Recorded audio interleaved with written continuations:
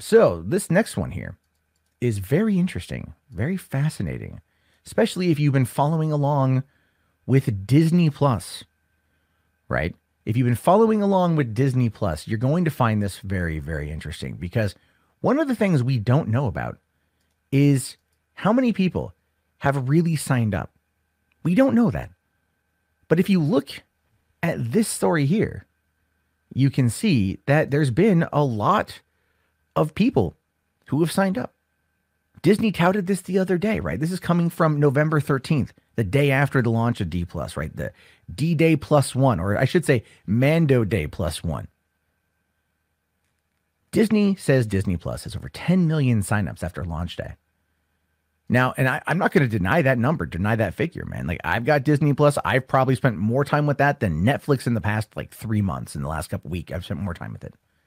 So there's content there to watch that I like. I have kids. It makes sense. So it has over 10 million does make sense to me. Now, it says here, touting extraordinary demand. Disney announced that Disney Plus had signed up over 10 million users, making the claim one day after launching early on November 12th. Analysts projected that Disney Plus would achieve upwards of 8 million subs by the end of 2019, helped by Verizon's free one-year giveaway to unlimited wireless customers. And I want you to pay attention to that because that could play in. Now, while 10 million plus for Disney, or 10 million numbers for Disney Plus is ahead of Wall Street expectations, the service carries a 7-day free trial, and a certain portion of those who have signed up won't convert to paying subscribers of the $6.99 per month. The other thing to note is that Disney didn't attract all Disney Plus users on day one. It was offering pre-orders for several weeks and began signing up users starting at D23 at the Fan Expo back in August. So there were already a lot of people who had signed up at that point, right? There's already a lot of people who had jumped in to Disney Plus at that point, and they were so that goes against this particular 10 million signups on launch day. So here we are a week later. And I think Disney's worst fears are about ready to be confirmed, and many of you are going to laugh. So according to this article here, 4 times more people are trying to cancel Disney Plus than Netflix. We're a week out of it. We are a week removed from the launch of Disney Plus, and 4 times as many people are trying to cancel it than not. So it says here, when Disney Plus launched, the talk was about how this would take a huge bite out of Netflix subscriber numbers. Now, according to research group Lightshed Partners, right now, 4 times as many people are Googling how to cancel Disney Plus than they are searching for how to cancel Netflix. Now, I don't know how true people are canceling. I'm sure people are canceling after that week, right? They sign you up, you got to put a credit card in, and then they auto charge you a week later. It makes sense that people are looking for it right now. But it does say here, the question is, as always, will they actually cancel? It's very likely that many are simply looking into how to cancel so they don't get billed once their free year from Verizon or their prepaid 3-year deal comes to an end. While Netflix research shows how far the cancel did go up, it's still a good sign that it's still lower than it was earlier this year when more people were looking on how to cancel Netflix. Now, the way I view that is this. People are always looking to cancel something, figuring it out. But in this particular case, are a lot of people canceling Disney Plus right now? I would probably have to say, yeah. And a lot of that has to do with just the content, right?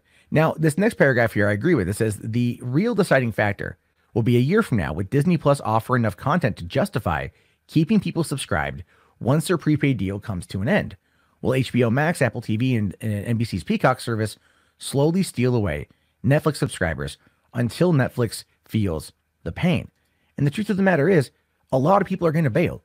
A lot of people are going to run. They're going to quit. And it just, again, it makes the most amount of sense that, you know, the stuff that they're not necessarily used to is going to be what they walk away from first. When I talk about Netflix, and I've mentioned this before, Netflix was reported to lose upwards of 15% of North American subscribers when Disney Plus dropped. That was the whole thing, that people were saying they were willing to cancel. But at a $7 a month price tag, that's like 2 cups of coffee a month. And Disney Plus is not made for the same kind of people Netflix is made for. It really isn't. If you look at what they have, it is predominantly, overwhelmingly for families, right? It's 100%. It's so overwhelmingly for families.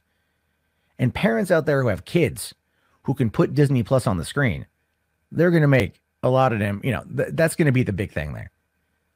If you figure a lot of parents bring up Netflix Kids, especially with YouTube Kids taking a crap, if they bring up Netflix Kids and they turn that on, Disney is going to be for kids. And that's going to be where a lot of people stick around for. And another group are boomers, because boomers love nostalgia more than people like me who grew up in the 1980s. But boomers love nostalgia, and Disney loaded it full of nostalgia. So they're going to keep it too. So I don't think it's going to be that big of a thing. I don't think we're going to see that big of a cut. But right now, that's what the data is saying, is that people are looking for ways to cancel Netflix or to cancel Disney Plus 4 times at a higher rate than Netflix. Now, Netflix has over 100 million users in North America, or no, 65 million users in North America. So to 10 million people to 65 million people, it's a big difference. So we'll have to wait and see what happens. But in the meantime, I guess my question to you is, are you going to cancel your Disney Plus membership like when Mandalorian ends next month? Or are you going to keep it because you enjoy it? I mean, it's a legit question. I have 2 kids, so I'm keeping it. But I can understand completely once Mandalorian's up and there's nothing really new in the time being, that's when you're going to see a lot of people canceling their subscription, is once the flagship show is done. I mean, most of the content you might already own. So there's really no point in keeping it until there's some new stuff to watch. And that will be generally when Mandalorian Season 2 comes out at the end of the year. So we'll have to wait and see what happens, but it will be interesting to watch nonetheless. This video is supported by patrons like you. If you'd like to become a patron, please head over to patreon.com/Matt Jarbo.